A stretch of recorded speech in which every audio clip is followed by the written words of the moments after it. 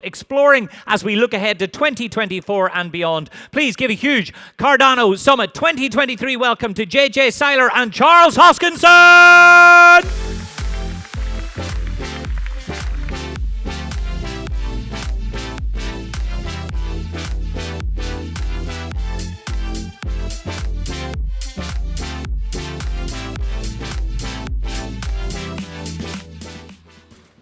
Need to turn this on. All right. Hello, everybody. Hello? Hello, hello.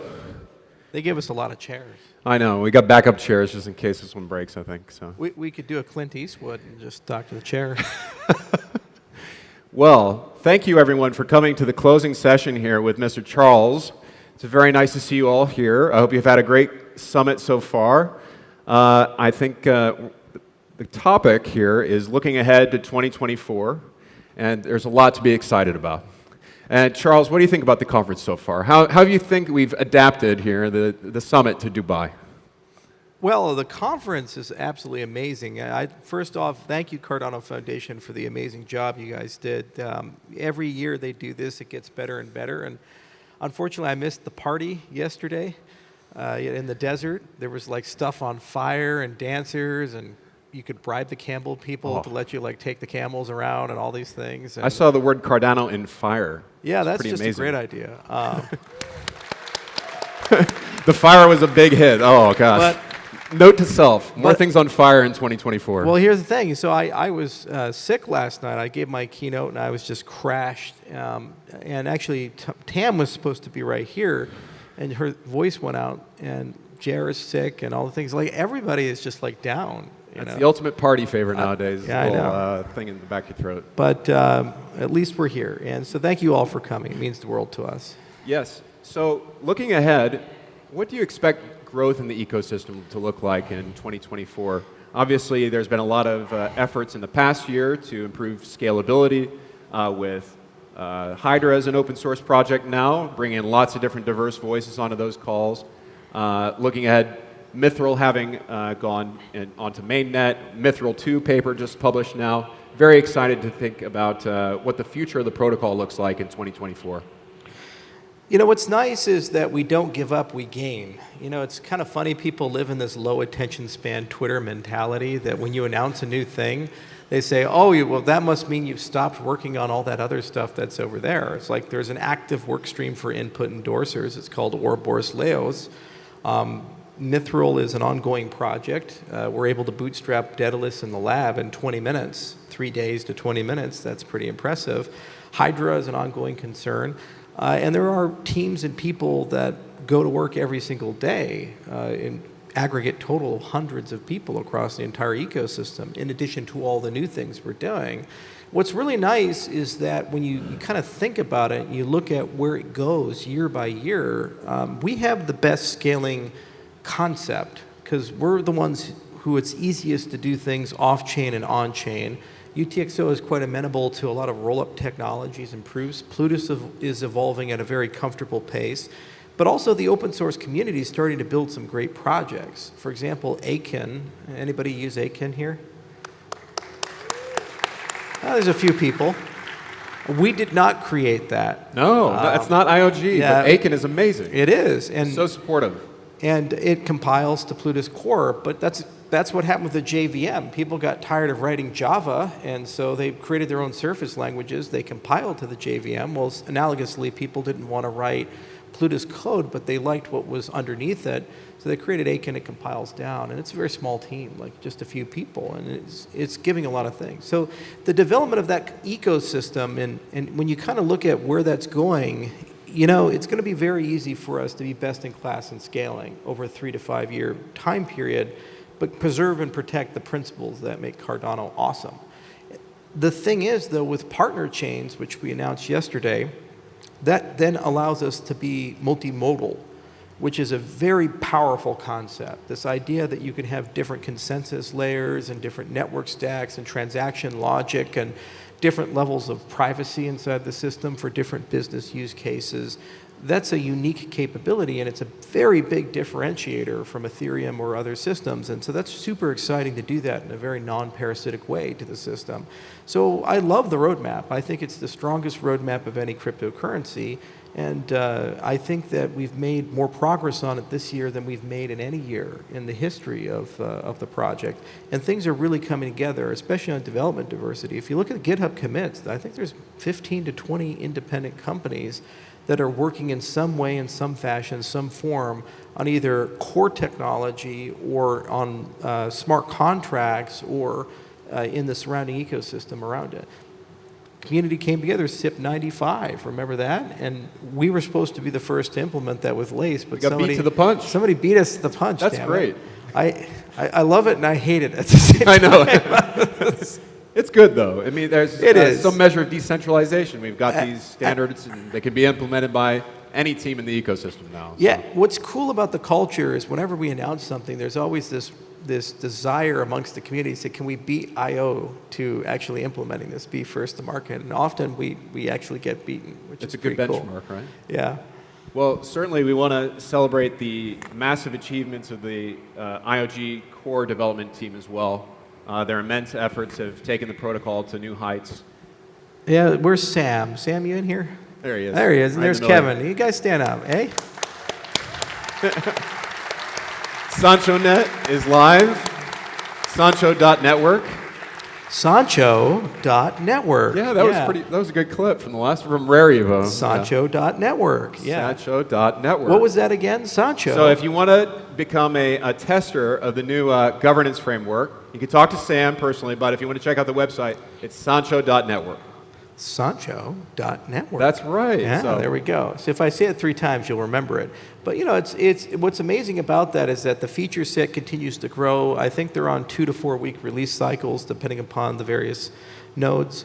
And we're already starting to see a lot of people having the discussions that are absolutely essential about how in practice will a DREP be a DREP, or you actually communicate with people who've delegated to you as a DREP, and what software is required, what solutions exist. And what's really cool is that there are a ton of projects in the Cardano ecosystem that have actually solved these problems for themselves, and now it's kind of a marketplace of ideas, and people are bringing those ideas to bear in SanchoNet. So it's going to be real fun to see how those evolve in the next 3 to 6 months, and it's really cool to see them grow.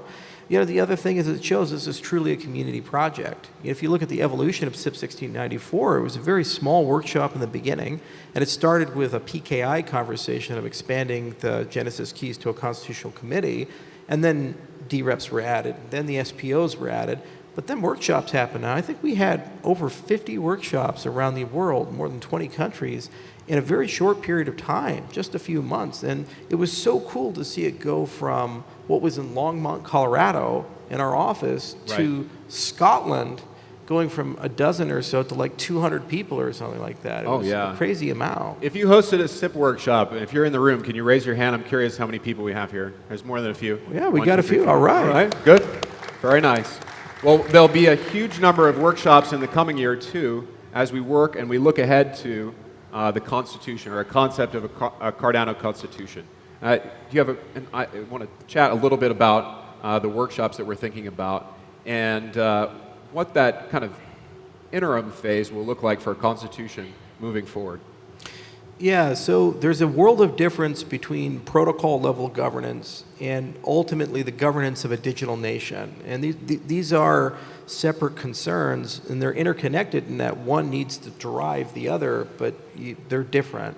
So the very first thing that has to be established is that you have to understand that when you have an on-chain government system, you have what's called a self-amending system. Right. This is not a new concept. This is something that Peter Suber came up with in the 80s.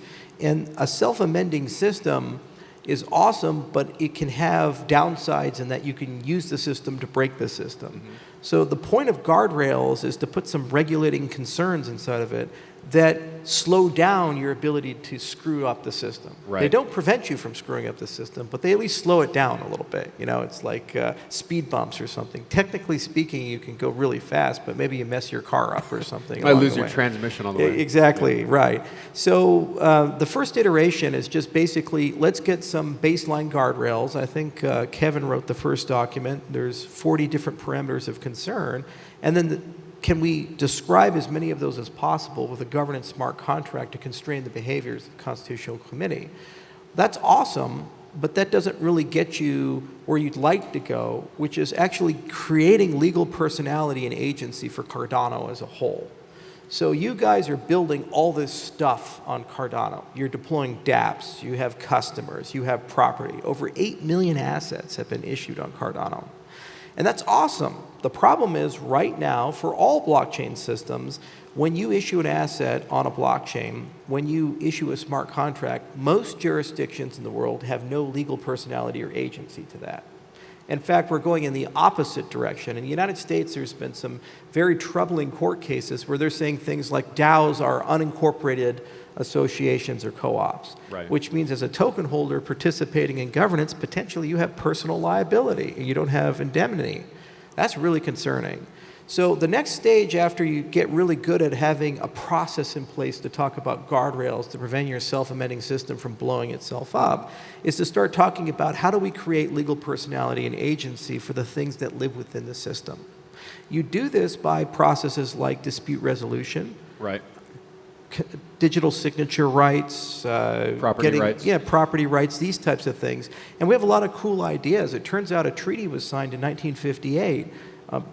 Over 150 countries signed it. It was signed in New York. Soviet Union, United States signed it, which courts would then honor alternative dispute resolution, arbitration. So it may be possible to create a legal framework that most of the countries in the world would recognize where the blockchain itself, Cardano, is actually an arbitrator, and smart contracts have legal rights, and people who participate in the system do that.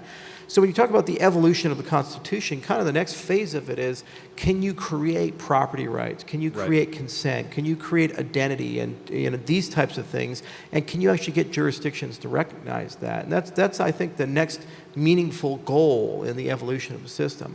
And then the final level of it is then saying, okay, how do you then wire and reconcile the legacy legal systems with this new digital nation that we've constructed that is Cardano, and have these things kind of work with each other? So all of next year, 2024, is about bringing the community together to have this plus many other conversations. And you start at Intersect, because it's a good nexus. I think we have now 800 members that have joined and many more on the way. Yes, and if you've not signed up as an Intersect member, make sure you check out the website, Intersect MBO, Cardano MBO. Would love to have you as a member. It's a beautiful time to join right now. And there's a civics committee at Intersect, and that's a starting point for those conversations, but follow the exact same process that we followed with SIP 1694, and that workshops can materialize. But the difference is, instead of just having workshops, have the workshops elect a delegate. Right. And I'd love to see 100 to 200 of them all around the world, and have all those delegates aggregate somewhere for a constitutional convention, and then basically have the convention ratify a constitution, and then have the network ratify the constitution through 1694. And it would be really fun to start making some progress on that, the philosophy as well as the practice of these things. This is an interesting point, because we spent a good deal of 2023 working on SIP 1694 as a community. So how do you imagine SIP 1694 kind of feeding into this process? Well, there's enough juice in SIP 1694 to run a blockchain pretty well. There are 7 governance actions inside of it. And everything from the maintenance of the governance set itself, like replacing the Constitutional Committee through no confidence, to protocol parameters, to treasury, and to hard forks. And there's some new stuff that's introduced that we as a community have yet to do. And there's some very important conversations that have to be held. So I assume everybody in here is familiar with Catalyst, show of hands. Yeah, everybody knows Catalyst. All right. Currently, Catalyst is the only mechanism upon which we access the Cardano treasury. Well, that's great, but that's like saying, you have a garden hose to access your water from the tank. It's very small throughput. There's a lot of water in the tank. The Cardano treasury has a lot of funds in it, but not a lot of it gets emitted out. And that was by design because you had to wait for a governance system to be in place. Now that there's a governance system in place, technically speaking, 1694 would allow the community to open up the treasury for things that aren't related to Catalyst.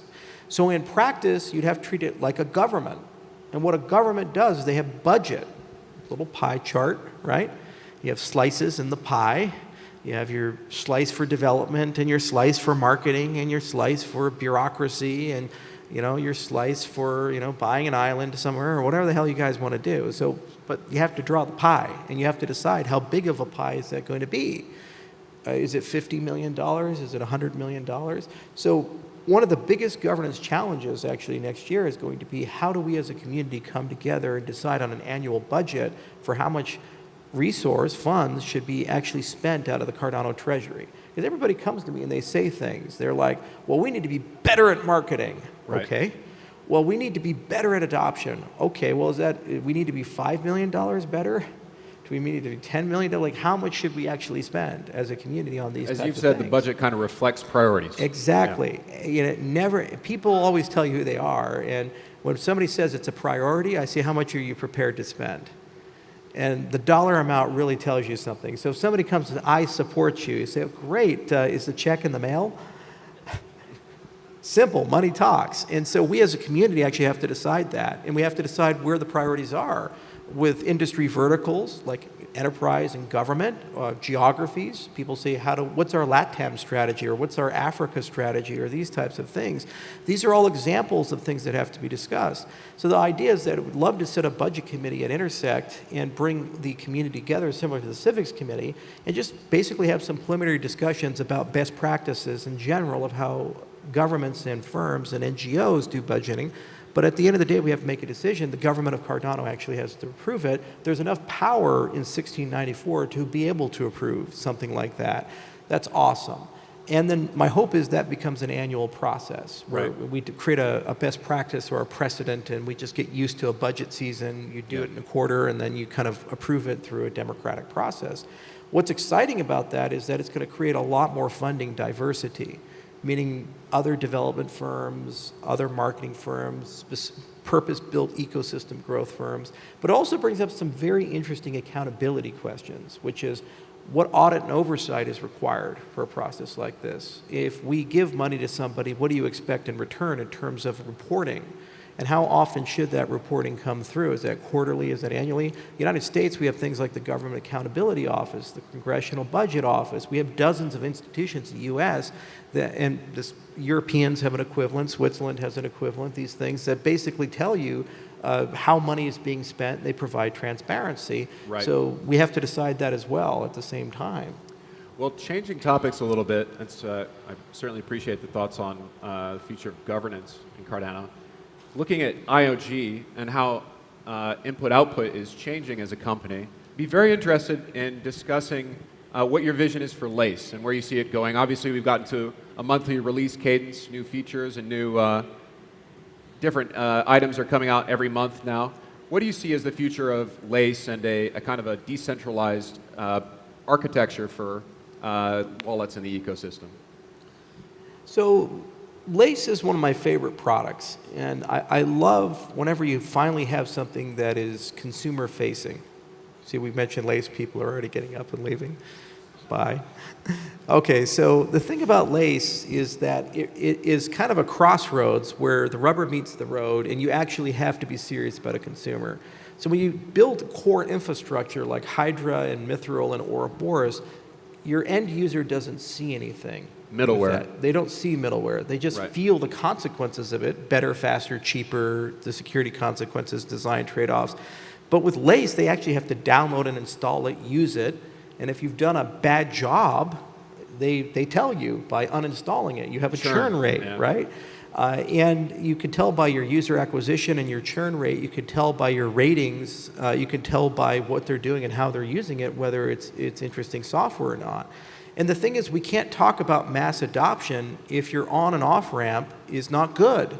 So we as a company, we have to be obsessed every single day at the end user, the consumer level, because this informs on how to build better products. And one of the flaws of I/O, I would say, is we haven't been as customer focused or as consumer focused as we needed to be, Right. which led to some inflexibility in certain parts of the tech stack and certain parts of our approach.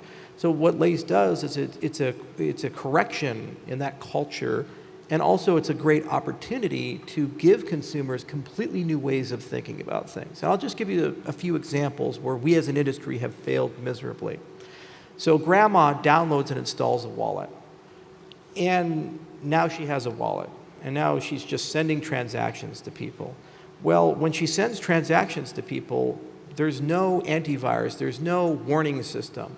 Okay, so you send it this smart contract or that smart contract, it just goes. Well, what if you had a system which kind of peeks through and before you initiate the transaction gives you best available information about where you're sending that to? If we had such a system, there would be no giveaway scams, because it would instantly tell you there's a giveaway scam. This is not a real address. This is a known thing. Or this DApp is actually a counterfeit DApp, and this is not the real Uniswap, or this is not the real thing. It sounds a bit like HTTPS, where you've got some sort of signal coming back to confirm that it's the correct website. Yeah, exactly right. That little lock in the browser or something like that. We don't have that as a consumer product. So what this translates to is that sending crypto for people, including me, can be scary. You know, and that's just a fact for everybody in the space. We double check, we send a test transaction, we read the address 5 times. How many people here have like double, triple, quadruple checked an address? How many people here have sent one ADA as a test transaction? Guys, we're the early adopters, really technical people. Let's be honest here. So is that great for grandma? No. So if you're really going to build a product for hundreds of millions, billions of people in the ecosystem, and the world, to be frank, you have to really start thinking through how do you make this safe. The same for recovery. Like, we like to say, okay, be your own wallet, own your own keys. That's great, but what happens when you die? Mark Zuckerberg had this problem, you know, when Facebook first came out. He's like, well, I was a college student. It's like, we didn't really think about people dying. It doesn't happen very much.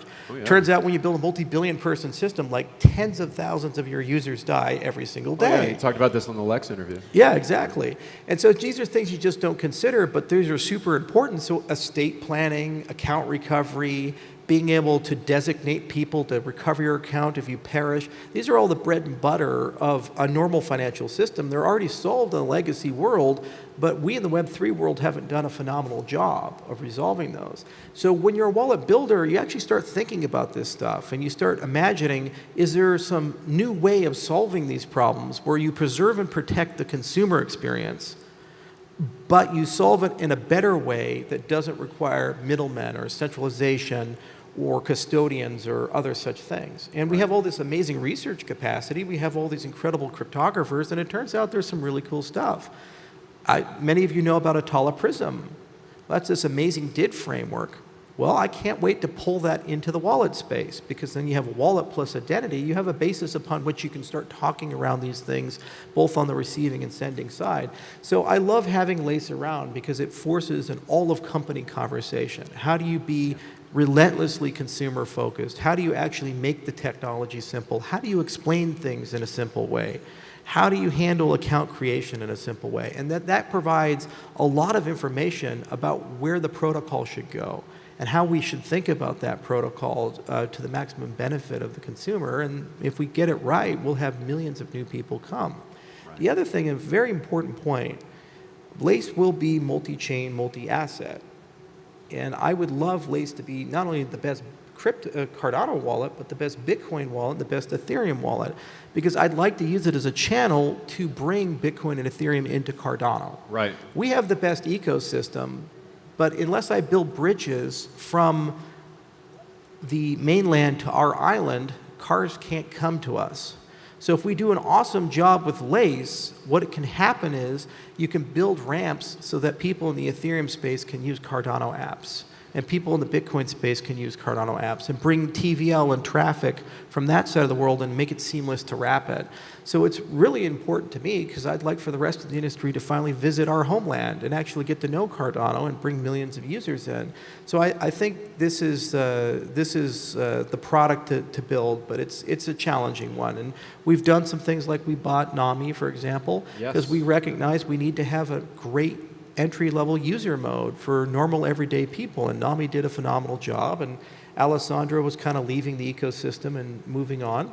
And so we said, well, instead of shutting it down, why don't we come on in, take it over, and kind of work with your guys and imagine what a really beautiful, simple wallet would be, and put a Nami mode into Lace. Yeah, so and just to be clear, I believe Alessandro is still working on things like the Lucid library, Oh, and he might be yeah. doing other NFT collections. I don't think he's obviously sold Nami to IOG, which is a very exciting moment for Lace, and user numbers are going way up, and we're going to develop Nami mode, which is a very simple to use mode.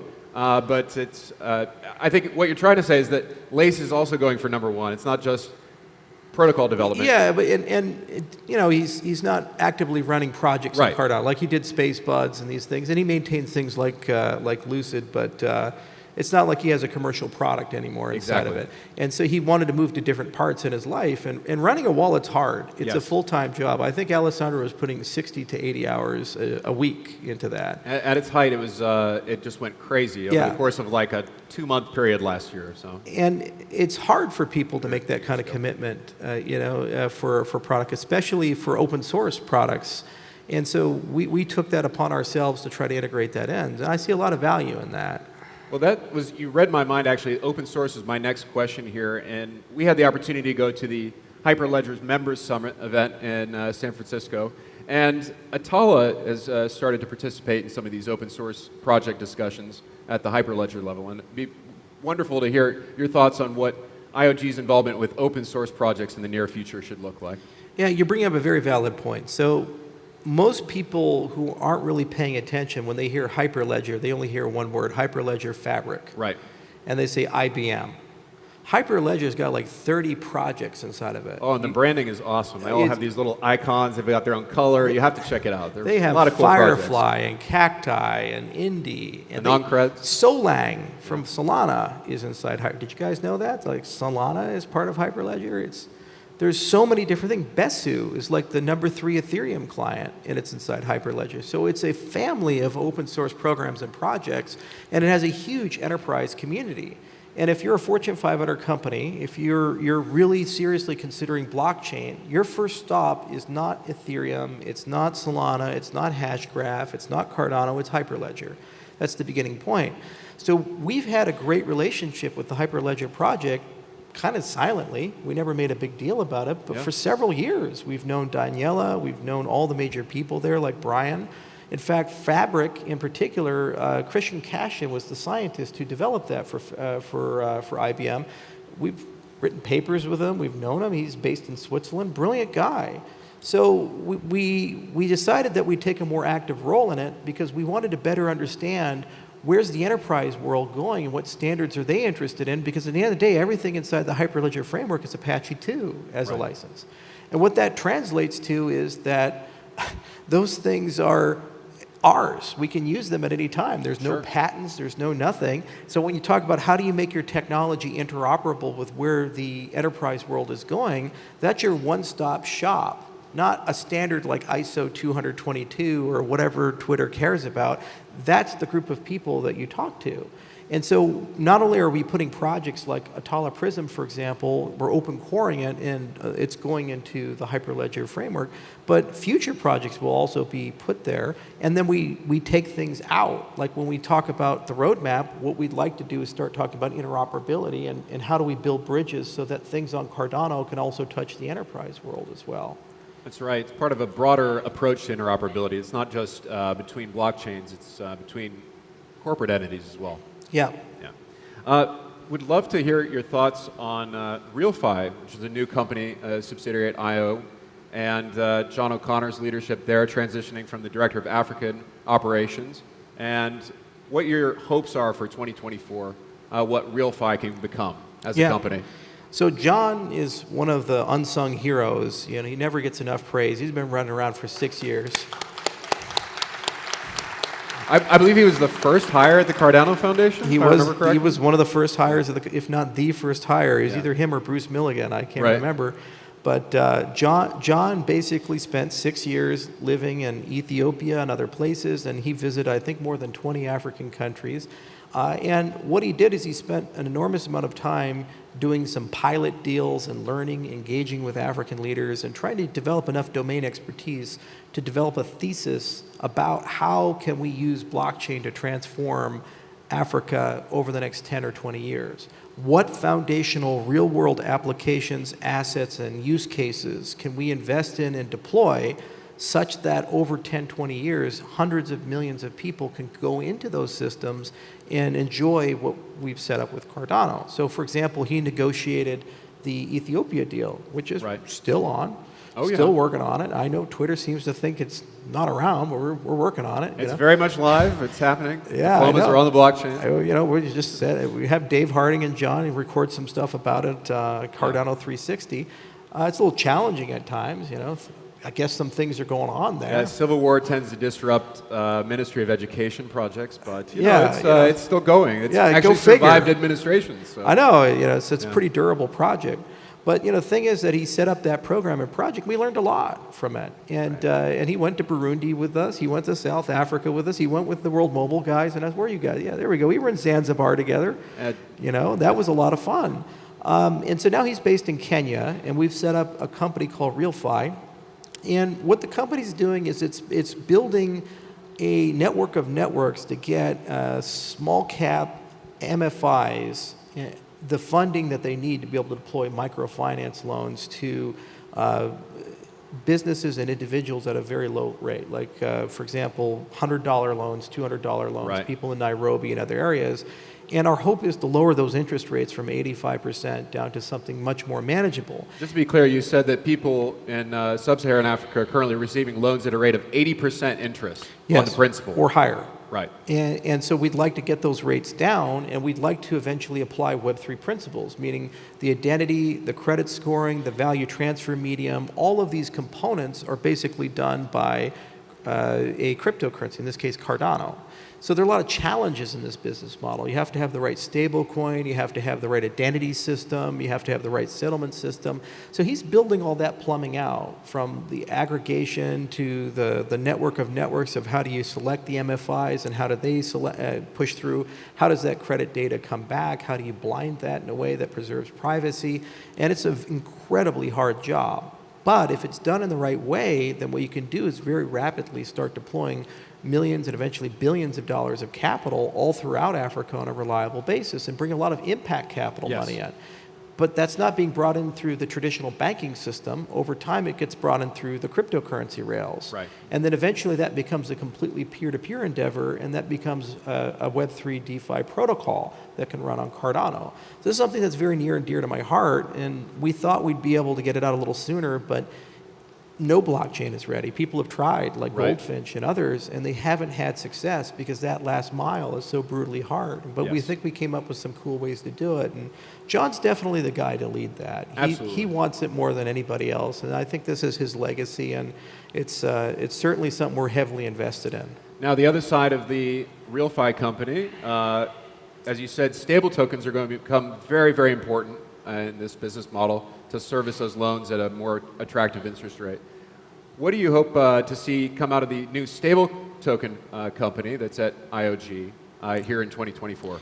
Yeah, we got 6 companies in the portfolio that are being spun out. It's pretty cool, isn't it? Quite a bit going on in there's a lot going on. You know, we're pretty busy guys. So Stablecoin Co. So Sean Ford is a real good friend of mine, and he was the CEO over at Algorand, and for a long time he was over there in various roles, from operating officer to CEO, and he was heading out, and I called him up. I said, Sean, what are you doing? And he said, I'm moving to Wyoming. I said, really? And I said, can I convince you to come to Wheatland? And he's like, well, I'm close. I'm in Sheridan. And I said, Sean, would you like to do something with me? And he said, well, what do you have in mind? And I said, you know, one of the most important things we got to get sorted out in the Cardano ecosystem is stablecoins.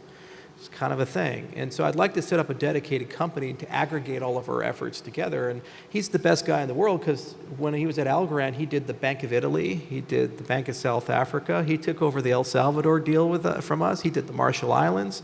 He's been everywhere. He's like Mr. Stablecoin CBDC guy. He's like, he's got all this figured out, right? So I said, all right, you know, you come on in and take that portfolio. We'll put Jet in it. We'll put other things inside of it, and kind of get that done. So long and short is that Sean is building a great team of people, and they're talking about the whole ecosystem around that. from the regulatory ecosystem, like in Wyoming, we created the Speedy Bank with Lindholm and the others. Well, let's figure out how to make the world love that and make it the best place to issue stablecoins from, to algorithmic stability mechanisms, to what are the payment rails need to look like, all these types of things to wire it in. And so, it's kind of in a nascent form, but it's more of an aggregator of all the different teams that we have and efforts we have. And over time, what that company will do is basically make sure that either directly or indirectly through partnerships, that Cardano's not left behind in the stablecoin side, because it's very important that not only we get that done, but we get it done with principles. Right. The problem with stablecoins is the way that they're being pushed upon the space. They can be frozen, they can be reversed, they may carry draconian requirements behind them, and that's kind of antithetical to the crypto ethos. So it's very important to me that not only do we have good mechanisms of stability, we have good mechanisms of stability with integrity behind it. With some wisdom and values. Exactly. Exactly. And so that's kind of the remit and mandate of that. And I love that we have a super experienced guy to spearhead and lead that. Yeah. This is the new I.O. You find amazing leaders and you empower and enable those leaders to go and do something in an area. Whether it be stablecoins or Lace or Dave Harding with Atala Prism or Iran Barak with Midnight. And we kind of just give them the resources that they need to execute that vision, and we work with them to sculpt that vision. But then they show up every single day with an amazing team of people. Like Midnight, for example, has got 50 people on that team, and they go and execute and do amazing stuff. And so it's the same with Sean and Stablecoin, and we can't wait to see it grow. The company is completely changing under the leadership of Tamara Hassan as well, really becoming an engine for these spin-out companies, and it's really fantastic. I just wanted to say thank you to the Cardano Foundation for having us here and for the wonderful hospitality and for the opportunity to talk a little bit to Charles here today. I was just a member of the community just 3 years ago and watching the AMAs, and now I'm able to come on stage and interview Charles myself and have a chat, and I'm very grateful. So thank you to all of you for being here, and we look forward to seeing you at the next summit in 2024. Thank you.